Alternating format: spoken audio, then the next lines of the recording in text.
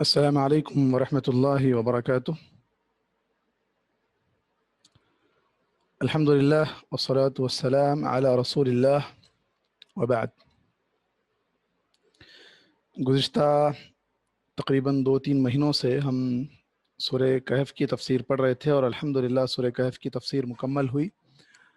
اللہ کا فضل و کرم ہے، اللہ تبارک و تعالی ہمارے اس پر وقت لگانے اور جو کچھ ہم نے علم سیکھا ہے اس پر عمل کرنے کی توفیق عطا فرمائے، اور مزید قرآن مجید سے دلچسپی پیدا کرنے اور قرآن مجید سے جڑنے اور قرآن مجید میں غور و فکر کرنے اور اس کے مطابق عمل کی توفیق عطا فرمائے، آمین۔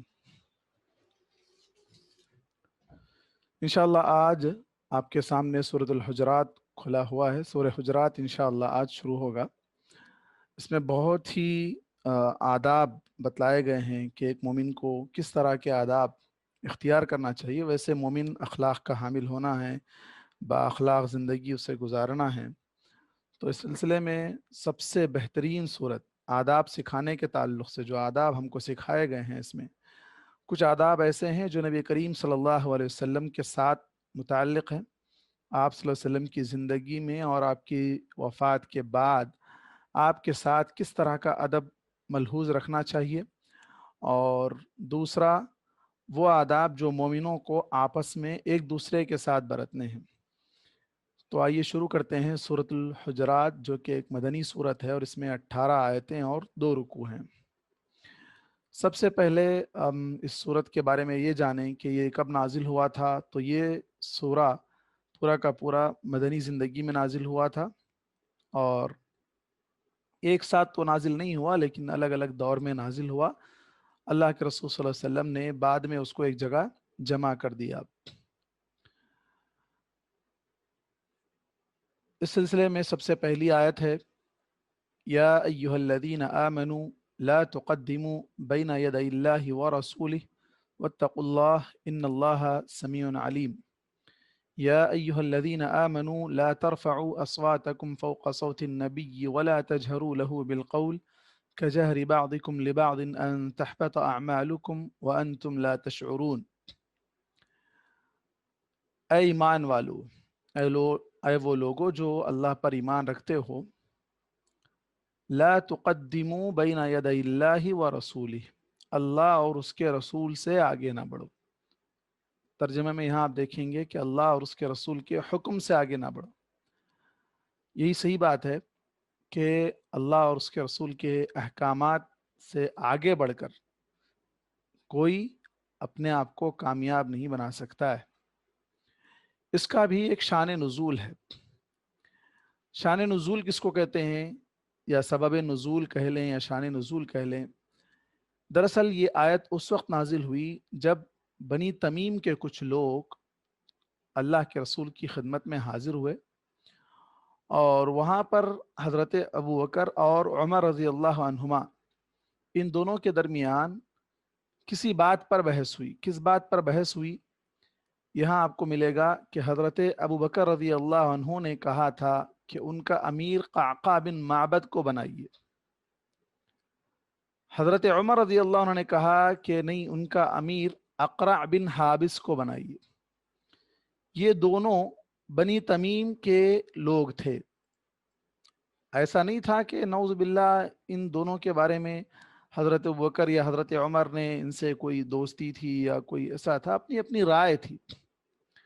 حضرت ابوبکر نے کہا کہ عمر، تمہارا مقصد صرف میری مخالفت کرنا ہے، ہمیشہ تم میری مخالفت کرتے ہو۔ اب یہاں دیکھیں تھوڑی سی سوچ کا فرق ہے۔ حضرت عمر کا مقصد یہ نہیں ہوتا تھا کہ مخالفت کی جائے، بلکہ ان کی اپنی رائے تھی، انہوں نے اپنی رائے دی تھی، لیکن بات بہت بڑھ گئی تھی۔ جیسے خود حضرت عمر نے کہا بھی کہ میرا مقصد آپ کی مخالفت کرنا نہیں ہے۔ دونوں کے درمیان بات بڑھ گئی اور آواز اونچی ہو گئی، تو اللہ تبارک و تعالیٰ نے یہ آیت نازل فرمائی، لا تقدموا بین یدی اللہ ورسولہ، اللہ اور اس کے رسول کے حکم سے آگے نہ بڑھو۔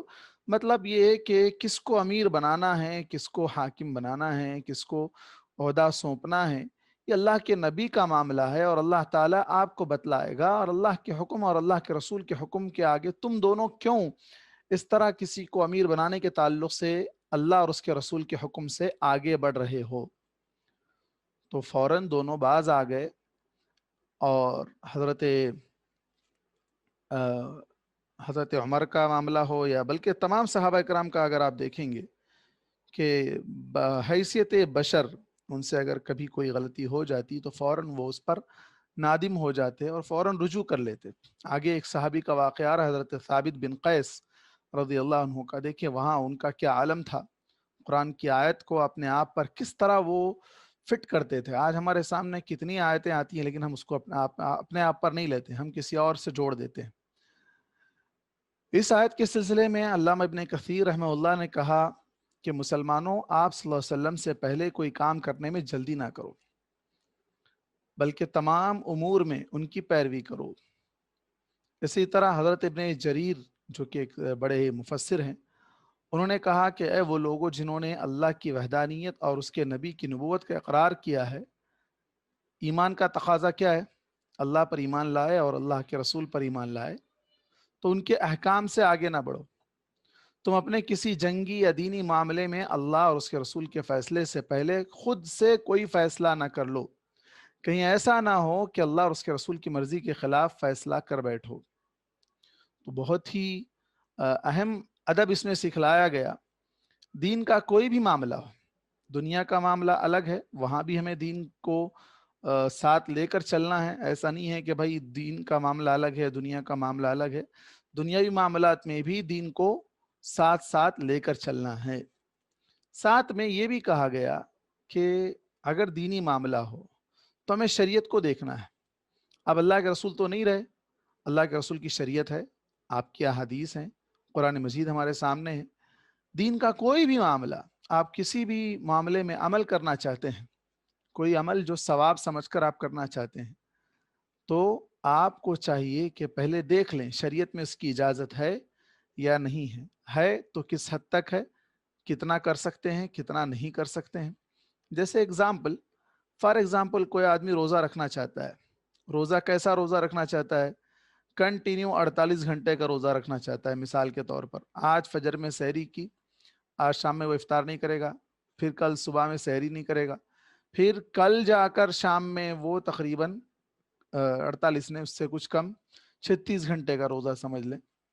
تو اس طرح اگر کوئی آدمی ایسا کوئی روزہ جسے صوم وصال کہا جاتا ہے، تو اس کو اجازت نہیں ہے اس کی۔ کوئی آدمی پوری رات بھر نماز پڑھنا چاہتا ہے، سونا ہی نہیں چاہتا ہے، تو اس کو اس کی اجازت نہیں ہے، رات میں سونا بھی اس کا حق ہے۔ تو کوئی آدمی یہ کہتا ہے کہ نہیں میں صوفی بن جاؤں گا، میں دین پر اس حد تک عمل کروں گا کہ دنیا سے بالکل بے تعلق ہو جاؤں گا، نہ بیوی نہ بچے نہ رشتہ دار، کچھ نہیں چاہیے، کیوں یہ سب مجھے دین میں خلل پیدا کرنے والے ہیں، تو میں ایسا نہیں کروں گا، میں شادی ہی نہیں کروں گا، شادی کریں گے تو سارے جھنجٹ آئیں گے۔ آج بہت سے لوگ شادی کا مذاق اڑاتے ہیں، شادی کا مذاق بناتے ہیں، کامیڈی بناتے ہیں، اس کا ٹھٹھا لگاتے ہیں، جبکہ زنا کو بہت آسان بتاتے ہیں، اور زنا کے تعلق سے بہت سے ایسی باتیں جو انسان کے دل و دماغ پر اثر کر جائے ایسی باتیں کرتے ہیں، اور شادی کو ایک بہت بڑا بوجھ، بہت بڑی تکلیف، بیوی کو ایک بہت بڑی مصیبت بنا کر پیش کرنا چاہتے ہیں۔ تو وہ لوگ ہیں جو دنیا پرست ہیں۔ اب دیندار میں بھی کچھ لوگ ایسے ہیں، دین کے نام پر شادی سے بھاگنا چاہتے ہیں، تو ان لوگوں کو بھی کہا گیا۔ اللہ کے نبی کے پاس ایک چند صحابہ آپ صلی اللہ علیہ وسلم کی ازواج مطہرات سے آ کر آپ کے بارے میں پوچھتے ہیں آپ کتنا عمل کرتے تھے؟ تو صحابیات نے، امہات المومنین نے بتلایا، تو انہوں نے سمجھا یہ تو بہت کم ہے، لیکن ہمارا عمل آپ کے عمل کے سامنے ہمارا کیا عمل ہے؟ تو فوراً اس میں سے ایک نے کہا کہ میں ہمیشہ روزے رکھوں گا، کبھی افطاری نہیں کروں گا۔ دوسرے نے کہا کہ میں پوری رات جاگ کر عبادت کروں گا، سوؤں گا ہی نہیں۔ تیسرے نے کہا کہ میں شادی ہی نہیں کروں گا۔ آپ صلی اللہ علیہ وسلم کو بتلایا گیا، آپ صلی اللہ علیہ وسلم پھر لوگوں کے پاس آئے اور آ کر ان سب کو جمع کیا اور کہا تم میں سے بعض نے اس طرح کہا ہے، یاد رکھو یہ میرا طریقہ نہیں ہے، میں شادی بھی کرتا ہوں، میں روزے بھی رکھتا ہوں، روزہ چھوڑتا بھی ہوں، اور میں رات کو جاگتا بھی ہوں اور رات کو سوتا بھی ہوں، یہ میرا طریقہ ہے، اور جس نے میرے طریقے سے مخالفت کی، منہ موڑ لیا، وہ مجھ میں سے نہیں ہے۔ تو دیکھیں آپ اللہ کے نبی کے طریقے کو دین کا معاملہ ہے، ثواب کا معاملہ ہے، لیکن آپ کے حدود جو اللہ کے نبی نے بتلائے ہیں ان حدود کا خیال رکھنا چاہیے اور اس سلسلے میں ان سے آگے نہیں بڑھنا چاہیے۔ آگے اللہ نے کہا واتقوا اللہ، واتقوا اللہ، اللہ سے ڈرو۔ دین کا معاملہ ہے، کوئی بھی معاملہ ہو، اللہ سے ڈرو۔ ان اللہ سمیع علیم، اللہ تعالیٰ خوب سننے والا اور خوب جاننے والا ہے۔ یعنی ان دونوں کی باتیں جو چل رہی تھی حضرت ابو بکر اور عمر رضی اللہ عنہما کی، ان دونوں کی باتوں سے اللہ تعالیٰ بخوبی واقف ہے، اور علیم، اللہ تعالیٰ جاننے والا ہے کہ کس کو امیر بنانا ہے، کس کو حاکم بنانا ہے۔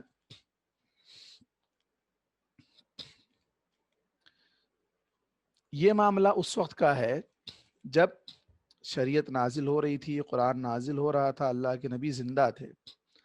اب آج جو معاملہ ہے جس میں ہم دیکھتے ہیں کہ ووٹنگ کا مسئلہ ہے، الیکشن آتا ہے تو ہم میں سے بعض لوگ ووٹ ڈالنا ہے، کس کو حاکم بنانا ہے، کس کو الیکشن میں ٹھہرا کے اس کو جتانا ہے، پیسے لے کر، دوستی، عصبیت، خاندان، فلاں فلاں، بہت سی چیزیں آ جاتی ہے۔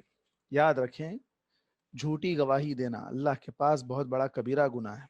ووٹ ہماری ایک گواہی ہے، ہم جانتے ہیں کہ یہ بندہ اس قابل نہیں ہے، بس اس لیے کہ یہ ہمارا ہے، ہمارے محلے کا ہے، یا یہ کہ ہم اس سے کچھ ہمارا اپنا کام بنانا چاہتے ہیں، یا یہ کہ ہم اس سے ہمارا جو ہے ہماری کوئی نسبت ہے، یا اس سے ہم سے کوئی فائدہ ملنے والا ہے، وہ ہمیں پیسہ دینے والا ہے، اس لیے ہم اس کو ووٹ ڈالتے ہیں اور لوگوں سے دلواتے ہیں۔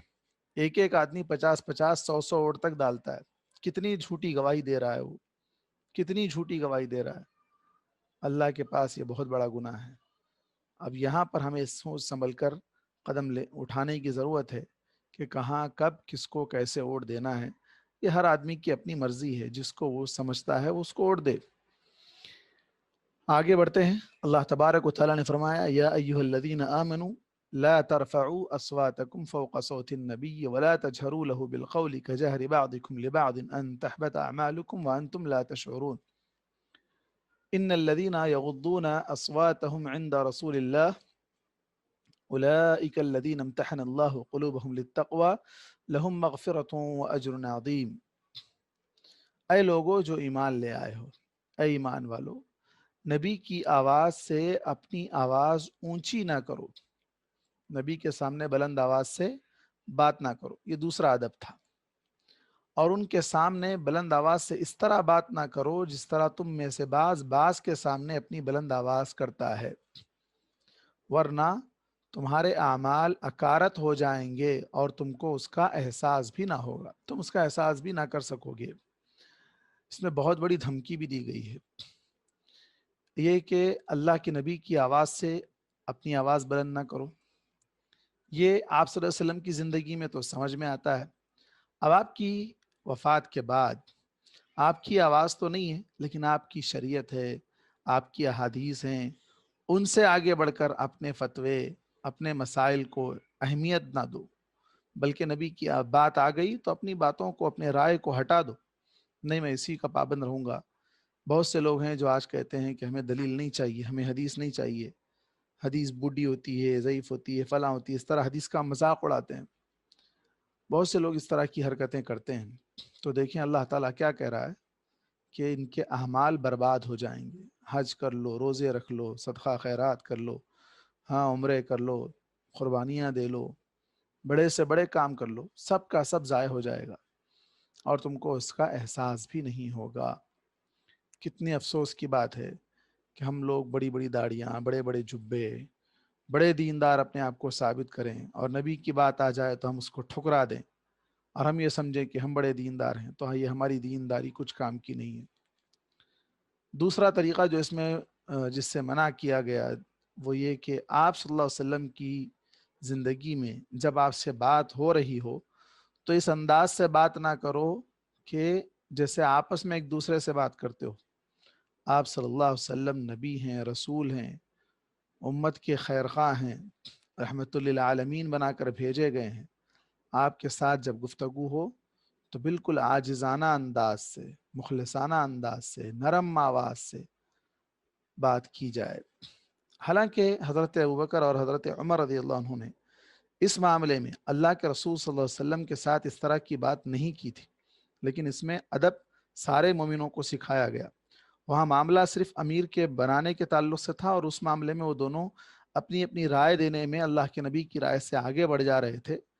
لیکن جہاں تک آواز کا بلند ہونا ہے، یہ غیر شعوری طور پر آپ صلی اللہ علیہ وسلم کے سامنے، نہ کہ ڈائریکٹ آپ سے خطاب میں۔ ایک یہ ہے کہ آپ سے بات کرتے ہوئے آواز بلند کی جائے، دوسرا ہے کہ آپ موجود ہوں، آپس میں جب بات کر رہے ہوں تو بلند آواز سے بات کر رہے ہیں جس سے اللہ کے نبی کو تکلیف پہنچ رہی ہو۔ تو اس سے دونوں طریقوں سے بھی منع کیا گیا، ایک تو آپ کی آواز سے اونچی آواز نہ ہو، اور آپ کے سامنے بلند آواز سے بات نہ ہو، اس سے عمل ضائع ہو جائیں گے، اللہ کے نبی کو تکلیف پہنچے گی تو عمل ضائع ہو جائے گا۔ اللہ اکبر، کتنا بڑا ادب ہے۔ آج ہم کس طرح اس عمل کی بے ادبی کرتے ہیں، کس طرح ہم اللہ کے نبی صلی اللہ علیہ وسلم کی احادیث کے سامنے اپنی باتیں، اپنی فقہا کی باتیں، اپنے اماموں کی باتوں کو مقدم کرتے ہیں، اور پھر اس معاملے میں ہم حدیث کا انکار دھڑلے سے کرتے ہیں، اور بلند آواز سے چیخ چلا کے، بڑے بڑے مباحثے کر کے، بڑے بڑے مجادلے کر کے، ڈیبیٹ کر کے اس کے اندر اللہ کے نبی کی باتوں کو ٹھکرا دیتے ہیں۔ کتنے افسوس کی بات ہے، پھر بھی ہم دیندار سمجھتے ہیں جبکہ ہمارے سارے اعمال رائے گاں جا رہے ہیں۔ بہت افسوس کی بات ہے کہ ہم میں سے بہت سے لوگ ایسی حرکتیں کرتے رہتے ہیں، عمل ضائع ہو رہے ہیں اور اس کا احساس بھی نہ ہو۔ اور انسان کو احساس ہو بھی کیسے سکتا ہے جبکہ انسان عمل کرتا ہے اور وہ سمجھتا ہے اپنی دید میں کہ اس کا یہ عمل اللہ کے پاس قبول ہو رہا ہے، جبکہ اس سلسلے میں ایک اور مشہور آیت جو سورہ مومنون میں ہے، اللہ تبارک و تعالیٰ نے فرمایا والذین آمنوا، کیا ہے وہ کہ جو لوگ ایمان لائے اور اپنے رب سے ڈر رہے ہوتے ہیں، عمل کر کے ڈر رہے ہوتے ہیں، بڑے بڑے اعمال ہیں ان کے پاس۔ حضرت عائشہ نے پوچھا تھا اللہ کے رسول ان کو کیوں ڈر لگا ہوتا ہے؟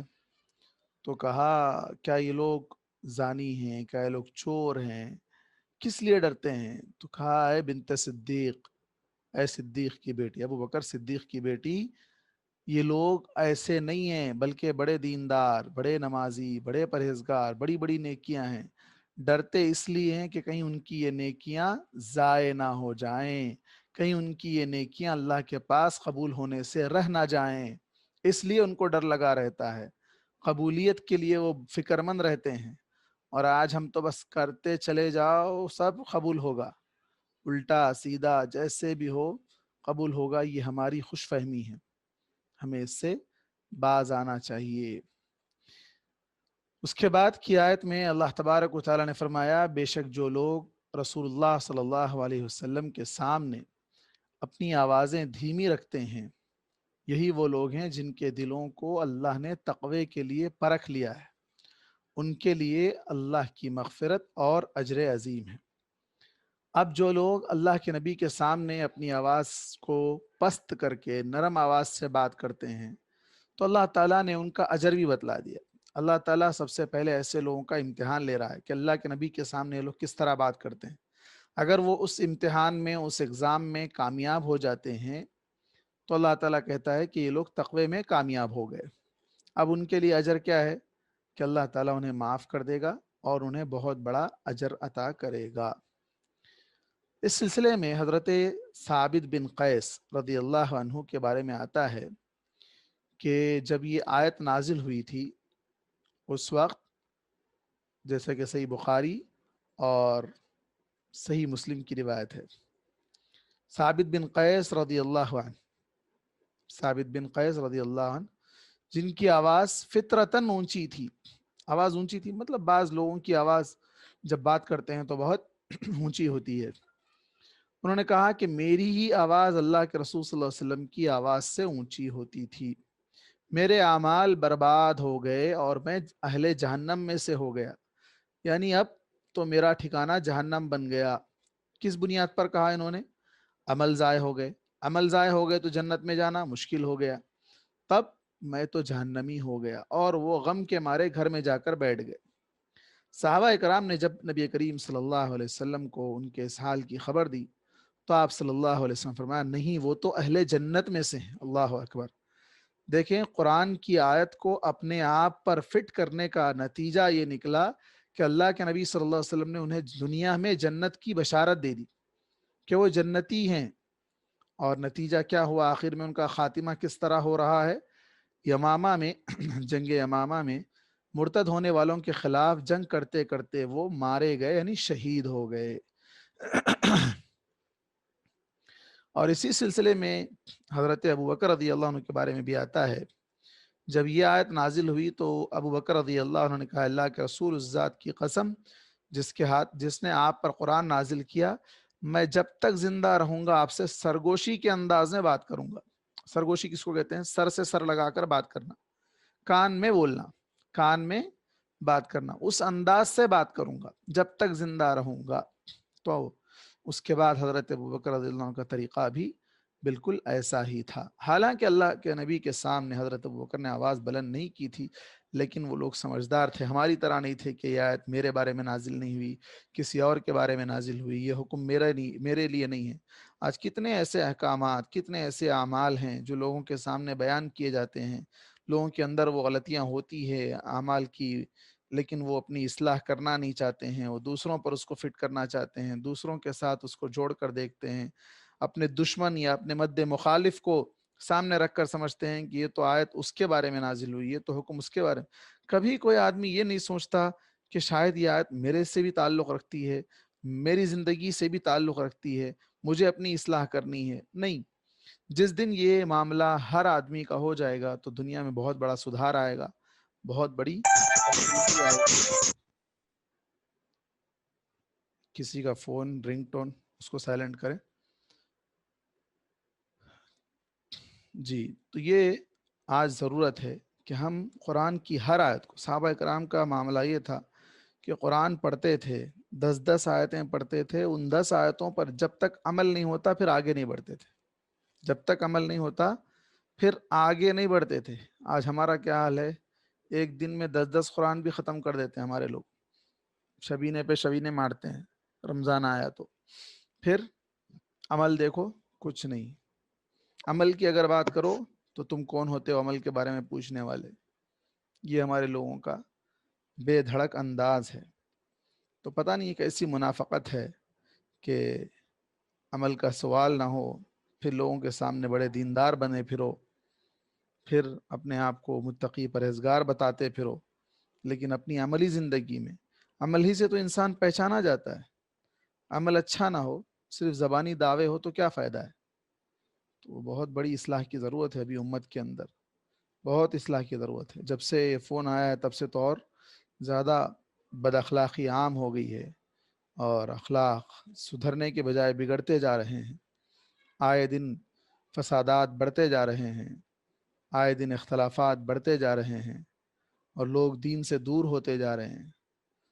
ابھی دیکھ لیں آج ہمارے ساتھ کتنے لوگ جڑے ہوئے ہیں، صرف 13 لوگ جڑے ہوئے ہیں۔ کتنا افسوس کی بات ہے کہ آج اتوار کا دن ہے، لوگ گھروں میں ہیں، چھٹی پر ہے۔ ویسے لاک ڈاؤن کے بعد سے تمام طلباء اور طالبات چھٹی پر ہے، کتنے لوگ ہمارے اس پروگرام میں شامل ہو کر فائدہ اٹھا سکتے تھے، فون ان کے پاس ہے، سہولیات ان کے پاس ہے، لیکن نہیں۔ کیوں؟ دین نہیں چاہیے، دنیا چاہیے۔ وہی کوئی پروگرام ہوتا کامیڈی کا، وہی کوئی پروگرام ہوتا سیریل، یا کوئی فلم ریلیز ہونی ہوتی، کچھ بھی اس طرح کا معاملہ ہوتا، تو دیکھیں آپ کیا حالت ہوتی ہے ہمارے بھائی بہنوں کی۔ کتنے افسوس کی بات ہے۔ اللہ ہدایت دے۔ خیر، اللہ تعالیٰ سب مسلمانوں کو نیک توفیق عطا کرے انشاءاللہ۔ آج تفسیر یہاں تک رہنے دیں۔